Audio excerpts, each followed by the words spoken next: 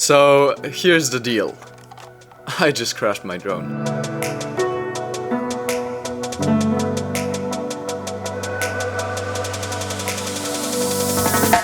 Hey, it's just JP here, and in today's video I will talk about what the just happened with my drone and what you can actually learn from it.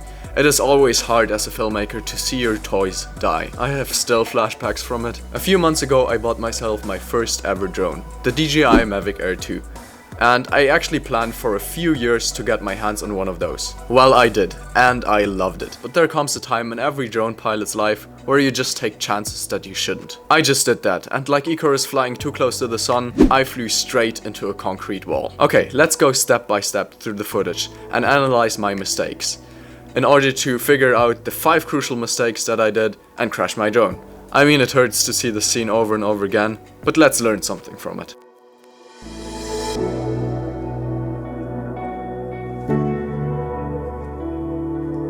First, I was not scouting out my location beforehand. I was mostly flying in very open spaces, doing landscape shots, but this time it was much smaller and harder to maneuver. I completely ignored that step and thought I already knew enough, but I was proven wrong.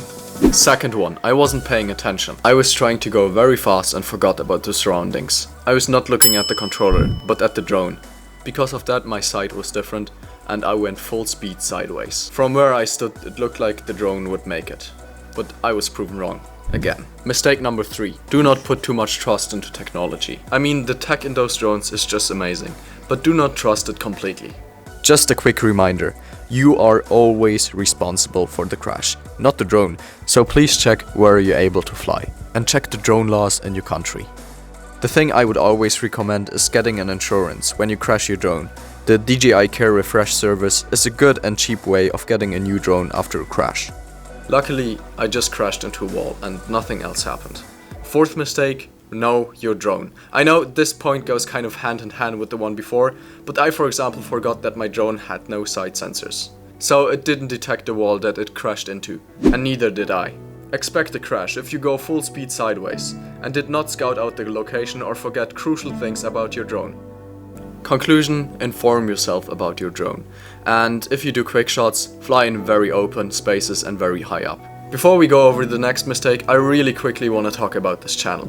It sometimes takes me a few months just to produce one video, so a sub to the channel would be just amazing.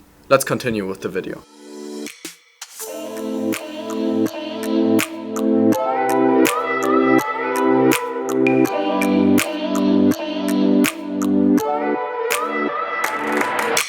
Mistake number 5. This is probably the largest as well as the most crucial one, is being too confident with your flying skills.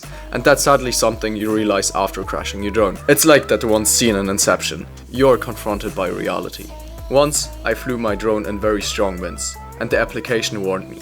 It also happened before when I flew in very tight spaces. This time no side sensors, so no warning.